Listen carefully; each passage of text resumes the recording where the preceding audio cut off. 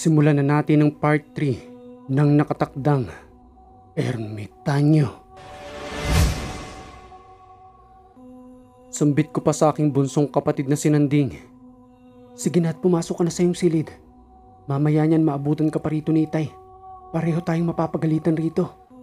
Agad na rin namang pumasok si Nanding sa loob ng kanyang kwarto. Maya-maya ay tiningnan ko rin ito doon upang makasigurong hindi na ito lumabas ng tahanan. Habang dahan-dahan na binubuksan ng kanyang pintuan, sinilip ko ito ng bahagya. Ngunit nakita ko lamang naman itong nagdarasal habang may 3 puting kandila na nakasindi. Ang ipinagtataka ko pa sa batang iyon, meron itong 8 libro na umano'y ibinigay sa kanya ni Lolo Abe. Ngunit pinagbawalan akong magbasa ng librong yun, ni kahit buklatin ko raw ay huwag kong tangkain, sa kadahilanang ang kaalaman daw na nanduro na hindi nararapat para sa akin. Kahit na nga ang Itay ay pinagbawalan din ito, sa kadahilanang ang mga nakalathala lamang doon ay nakatakda lamang para sa kanya.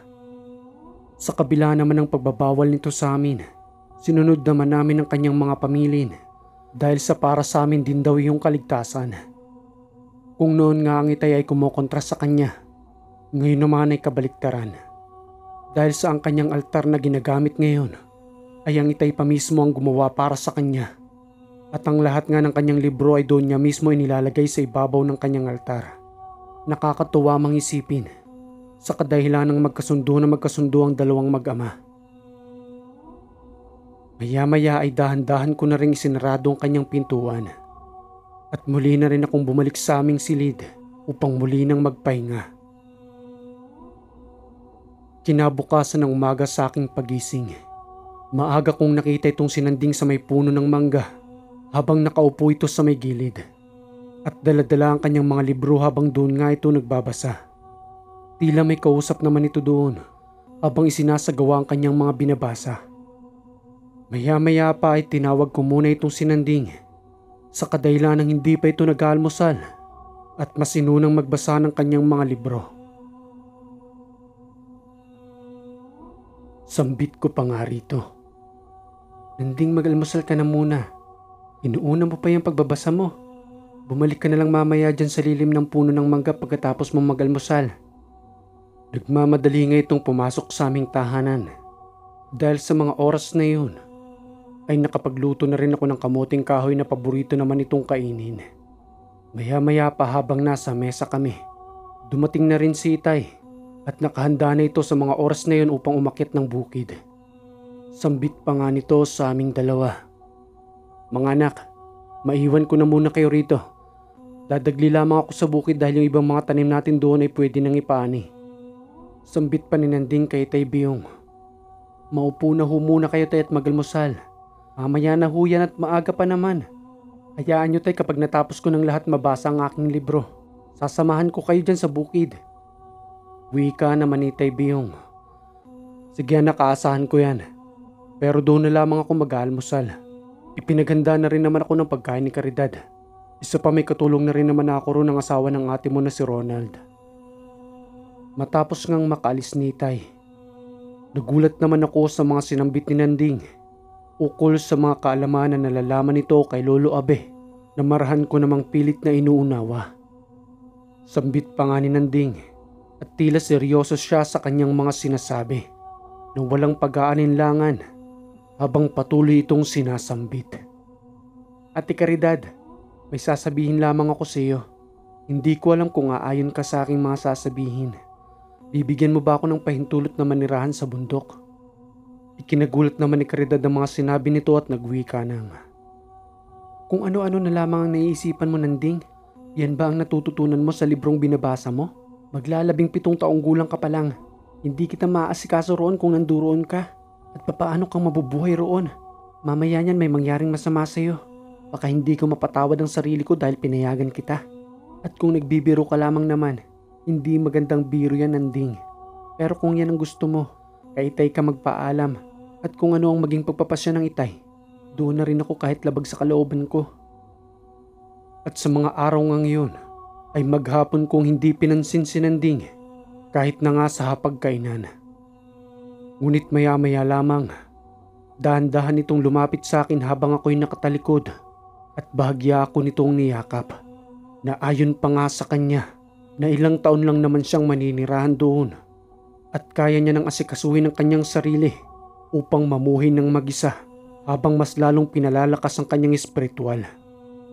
Hindi naman mapigil ang pagtulo ng luha sa aking mga mata at muli kong naisip ang sinabi ni Lolo Abe, ang nakatakda sa aking kapatid na maging isang ermitanyo. Maya-maya pa ay nagsalita ito habang bahagyang tumatawa. Sa Ate Caridad naman, oo, napakadrama mo naman. Sumama ka lang kay Tay sa pag-akyat sa bukid at magkikita na muli tayo. Tulad nga ng sinabi ko sa iyo, Ate Caridad, ilang taon lamang akong mawawala rito. Dahil nga sa muling pagsambit na yun ni Nanding, tila hindi na talaga ito mapipigilan sa kanyang pag-akyat sa bukid at naghihintay na lamang ito ng tamang oras upang maglakbay. Makalipas pang ilang mga buwan, pumayag na ang Itay na Nanding na manirahan ito sa bukid at wala na rin namang nagawa si Caridad kung di sumang-ayon na lamang. Kaya inihanda na ni Caridad ang lahat ng mga gamit na kakailanganin nito sa bukid, lalo na ang mga aklat nito na madalas naman itong binabasa. Hanggang sa nagpaalam na nga ito habang sakbit-sakbit ang kanyang mga gamit. Nagmukhang batang monghe itong si Nanding sa mga oras na yun habang naglalakad mag-isa papalayo at daladala ang kanyang mga gamit. Tinungo naman ito ang daan papunta sa bukid ni Itay Biyong sa kadahilan ng doon nga ito maninirahan, na nasambit pa nga ni Nanding kay Caridad na mayroong natatagong kuweba roon at doon siya magkukubli ng mahabang panahon. Wala nang nagawa si Caridad kung di umiyak na lamang habang naaalala nito ang kanyang pag-aalaga rito simula pa ng paslit pa si Nanding. Makalipas ang 3 linggo, muli namang nagpakita si Lolo Abe kay Caridad habang nakaupo ang matanda sa may balkonahe. Sakto namang papalabas si Caridad sa kanilang pintuan na bigla nga itong napalingon sa matanda. Wika pa nga ni Caridad habang gulat na gulat sa muli nilang pagkikita. Lolo Abe, kamusta na ho si Nanding? Hindi naman ho ba siya napapahamak roon? Magkakasunod na tanong ni Caridad. Wika naman ng matandang si Lolo Abe. Huwag kang mag-alala, Caridad. Dahil sa ako ang nangangalaga sa kanya, araw at gabi ay binabantayan ko ito at wala kang dapat na ipag-alala. Kaya nasaglit lamang ako rito upang ipagbigay alam yun sa iyo. Bababa lamang siya ng kapatagan kapag naging isang matagumpay na ermitanyo na si Nanding sa mga pagsubok na kailangan niyang pagdaanan roon. Maihalin tulad ko si Nanding sa isang lutos na halaman na kahit nasa isang maruming tubig ay unti-unting mamumukadkad hanggang sa lumabas ang tunay na ganda at ningning nito sa ibang mga bulaklak na nakapaligid sa kanya. Dahil sa ang iyong kapatid ay isang anghel na kailangang gampanan ng pagiging ermitanyo dito sa lupa. At bago ako mawala sa iyong harapan ngayon upang mapatunayan ko sa iyo na kaya kong pangalagaan si Nanding, ipapakita ko sa iyo ang tunay kong anyo upang lubusan kang mapanatag. Maya-maya pa, unti-unting nagliliwanag itong si Lolo Abe hanggang sa maging puti ang lahat ng kasuotan nito at lumabas ang 2 nagniningning na pakpak habang may matikas na pangangatawan at may maamong muka. Muli pang ang sambit nito habang wala na sa kanyang pagiging anyong matanda. Caridad, ito ang aking tunay na anyo. Sambit naman ni Caridad habang gulat na gulat sa kanyang mga nakita. Isa kang anghel? Hindi ko lubos maisip na makakakita ako ng anghel sa aking harapan. Ngayon ay panatag na ako dahil alam ko na kung sino ang nagbabantay sa aking kapatid. At sa muling pagkisap lamang ng mata ni Caridad, bigla nang nawala si Lolo Abe na nasa anyong anghel. Maya-maya ay nakita naman ni Tatay Biyong itong si Caridad habang patuloy pa rin itong nakatayo at tulala. Sambit pa nga nito habang tinatapik si Caridad sa kanyang balikat. Anak, Caridad, anong nangyari sa'yo? Tulala ka na naman. Iniisip mo ba ang kapatid mong si Nanding? Hayaan mo at hahanapin natin yung sinasabi niyang kuweba roon sa bukid. Sasamahan kita para makita natin siya roon. Hindi na ho muna, Tay. Ngayon ay panatag na ho ako para sa aking kapatid na si Nanding. Akala ko ba pupuntahan natin siya roon? Itong nakaraang araw lamang ay pinipilit mo akong umakyat tayo roon upang hanapin ang sinasabi ni Nanding na kuweba. Oo, tay. Pero ngayon ay nagpakita sa akin si Lolo Abe. Ngayon lang rin ho mismo, bago kayo dumating rito. At nagpalit ho siya ng anyo, tay. Hindi ho siya tunay na matanda. Isa ho siyang anghel. Anghel ho ang gabay ni Nanding. Dahil sa mga sinabing iyon ni Caridad, nabawasan din ang pag-aalala ng kanyang itay na hindi rin mapakali dahil sa ilang linggo na rin hindi nagpaparamdam si Nanding. Kahit na nga paulit-ulit na nitong hinahanap ang kanyang anak sa bukid, gayon na rin ang sinasabi nitong kuweba, ay hindi naman nila iyon makita kasama na sa pagalugad ng kanyang mga tauhan sa bukid. Ngunit ni kahit isang butas ng kuweba sa bukid na iyon ay wala silang nasipat. Kaya sinambit na lamang ni Caridad sa kanyang itay ang mga sinabi sa kanya ni Lolo Abe at ang tungkol sa tunay na pagkatao ni Nanding. Isang umaga, habang papakyat pa lamang si Tatay Biyong sa bukid, may nakasalubungan itong 3 katao. Habang mga nakapiring ang mukha nito at may kanya-kanyang sakbit na itak. Sa mga natatandaan ni Tatay Biyong ay may mga kahawig ito sa mga kumatok sa kanilang tahanan noon ng mga nakaputi. At dahil nga sa makitid lamang ang daan, wala namang ibang lulusutan si Tatay Biyong kung di doon mismo sa kinatatayuan ng 3. Ngunit hindi umaalis ang mga ito na tila naghihintay lamang sa kanya na dumaan. Maya-maya pa ay dahan-dahan si Tatay Biyong na naglakad habang bahagyang nakahawak rin sa kanyang itak na nakasakbit sa kanyang bewang. Ngunit hindi pa man ito nakakalapit. Nagsipagbunot na ng itak ang 3 iyon at mabilis na tumakbo patungo kay Tatay Biyong. Kaya ang ginawa nito ay tumakbong papabalik para hindi abutan ng 3. Dahil ayon sa kanya, hindi naman masamang tumakbo kaysa pagpiyastahan ng kanyang katawan at katayin lamang ng 3 iyon. Ngunit ayon pa kay Tatay Biyong, habang siya'y mabilis na tumatakbong papabalik, nakasalubungan niyang isang lalaki habang nakayuko iyon at naglalakad patungo sa 3 humahabol sa kanya. Hindi niya naman yun masyadong binigyan ng pansin at mas minabuti niya na lamang ang kanyang pagtakbo. Hanggang sa maya-maya ay nakasalubungan niya na rin ang kanyang mga tauhan habang papaakyat na rin ang mga ito sa kanyang bukid. Kaya nagdahan-dahan na lamang siya sa kanyang pagmamadali. At ang tanong pa nga ng mga ito ay bakit naghahabol siya sa kanyang paghinga habang tumutulo naman ang pawis sa kanyang mukha. Kaya naisambit na lamang ni Tatay Biyong ang kanyang mga nakita at ang 3 humahabol sa kanya. At dahil nga sa nasa 8 katao sila, kasama na si Tatay Biyong, ay lakas loob na binunot ng mga ito ang kanilang itak habang dahan-dahan na naglalakad patungo sa 3 nasabing lalaki. At sa kanilang ang pagdating roon, dinat na naman nilang nakabulagtana ang mga ito at tila wala ng buhay. Kaya madali nang umakyat sila Tatay Biyong patungo sa kanyang bukid. Kinahaponan sa kanilang pag-uwi, wala na roon ang 3 kalalakihan na tila may kumuha na sa mga ito o kaya ay itinapon sa may bangin. Sambit pa ni Tatay Biyong sa kanyang mga tauhan na mag-ingat na lamang silang lahat sa tuwing umakyat sila sa bukid. Dahil sa nagsipaglipanan na naman ng mga kulto sa kanilang lugar sa hindi malamang dahilan. Ngunit habang papauwi si Tatay Biyong, naisip naman ito ang kanyang nakasalubungan kanina habang siya'y tumatakbo. Kung sino ang taong yun at tila sa kanyang pagkakawari ay yun mismo ang nagpatumba sa 3 kulto. Kaya sa kanyang pag-uwi sa kanilang tahanan, ang lahat naman na nangyari sa kanya ay sinasabi niya kay Caridad. Kaya sambit pa ni Caridad sa kanyang itay na baka iyon ay si Nanding.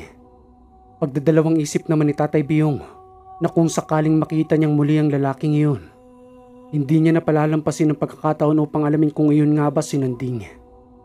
Kaya sa tuwing umakyat nga ito ng bukid, hindi na maiwasan ni Tatay Biyong ang tumingin-tingin sa mga gilid roon na baka nandoon lamang ang kanyang anak na si Nanding. Habang alerto naman ito sa mga taong mamamaslang na kumakalat sa kanilang lugar. At habang patuloy naman itong naglalakad patungo sa bukid, nararamdaman niyang tila may sumusunod sa kanya, ngunit wala naman siyang masipat na tao sa kanyang likuran. Pinapabayaan niya lang naman ito dahil sa hindi siya nakakaramdam ng takot sa presensya ng sumusunod sa kanyang likuran. Maya-maya pa, tila nasa gilid niya na ito na sinasabayan siya sa kanyang paglalakad. Kaya napawika na lamang itong si Tatay Biyong at nagsalita ito ng, "Nanding anak, ikaw ba yan? Ilang buwan ka na rin naming namimiss ng ate mo. Sana ay umuwi ka naman sa atin at magpakita ka naman doon. Gusto ka na naming mayakap ng ate mo. Sa kadahilan ng hindi naman namin makita ang sinasabi mong kuweba rito sa bukid." Nasisiguro naman iyon ni Tatay Biyong na presensya iyon ng kanyang anak na si Nanding. Kaya kinahapunan ng makauwi ito sa kanilang tahanan. Ang lahat naman ng kanyang karanasan ay sinasabi nito kay Caridad. Dahil na rin sa kanilang pangungulila kay Nanding sa pagbabaka sakaling makikita nilang muli yun sa may bukid. May posibilidad kasing itinatago lamang ni Nanding ang kuweba sa bundok sa pamamagitan ng paggamit ng tagabulag upang ni isa ay walang makatuklas dito. Makalipas pa ang 4 na taon ay wala pa ring paramdam itong si Nanding kahit sa ni isa sa kanila. Ngunit isang gabi, habang mahimbing na natutulog itong si Tatay Biyong, nagkaroon ito ng pangitain sa isang gabundok na lupa doon mismo sa kanyang bukid.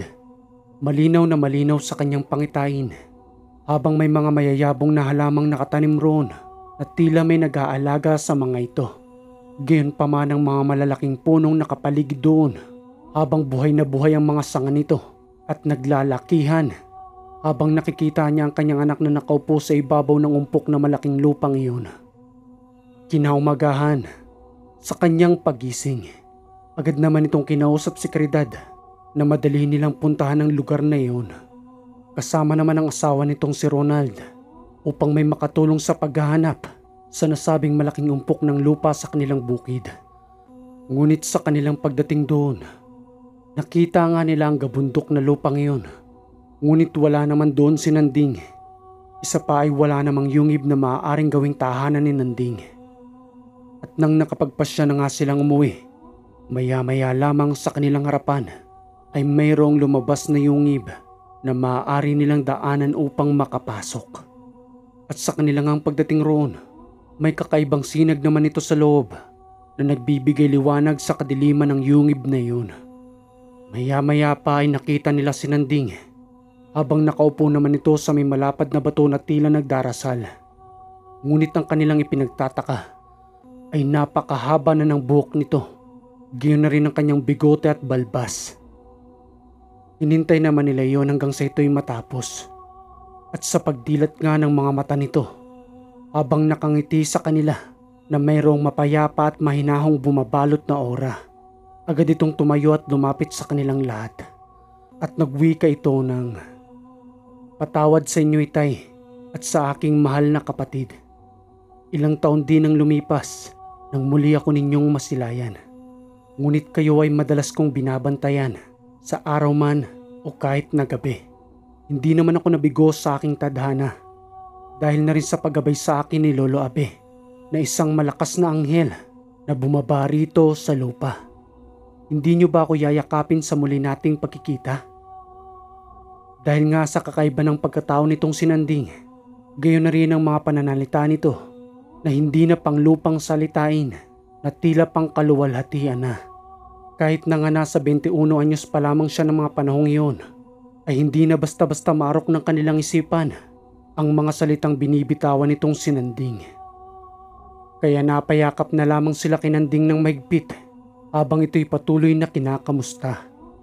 Muli pang sambit ni Nanding habang nakayakap sa kanyang itay at kapatid. "Nakausap ko ang espiritu ni Inay habang ito ay nakaabang sa isang mahabang hagdan patungo sa paraisong langit. Ngunit hindi pa nakabukas ang pintuang iyon para sa lahat dahil sa may takdang panahon pa para doon. Kaya maghihintay lamang sila sa labas ng pintuan at magbubukas lamang ang pintuang iyon kapag muli nang bumalik ang Panginoon dito sa lupa. At yun na ang oras ng paghukom upang puksay ng lahat ng kadiliman at kunin ang lahat ng mabubuting nilalang niya rito sa lupa. Walang nakakaalam ni isa kung kailan muling bababa ang may likha rito sa ating mundo. Dahil sa kahit ang kanyang mga alagad roon ay naghihintay lamang ng kanyang hudyat kung kailan siya muling bababa rito upang puksay ng lahat ng masasamang nilalang. Gayunpaman ay isa ako sa pinadala rito sa lupa sa pamamagitan ng pagdadalang tao ni Inay at pagbubuhis ng kanyang buhay. Hindi lang nag-iisa ang langit, dahil kahit na ang impyerno ay itinuturing na langit ng mga demonyo, gayon na rin ang mga masasamang nilalang dito sa lupa. Ngunit ang tunay na paraiso ay naghihintay lamang sa isang malaking pintuang ginto na magbubukas lamang sa muling paghukom. Okay mga kahiwaga, napakaangas ng kwentong ito. Marami na naman akong natututunan dito. Kakaiba itong sinanding. At syempre kung may komento ka sa kwentong ito, maaari kang mag-comment dyan sa baba. Mabilisang shoutout lang tayo mga kahiwaga.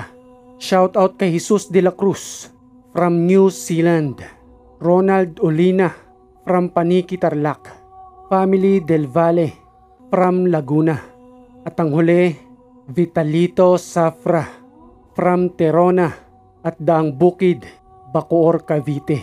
Mga kahiwaga natin itong gwardya, shoutout sa inyo. Muli, maraming salamat sa lagi ninyong pakikinig dito sa Ang Hiwaga.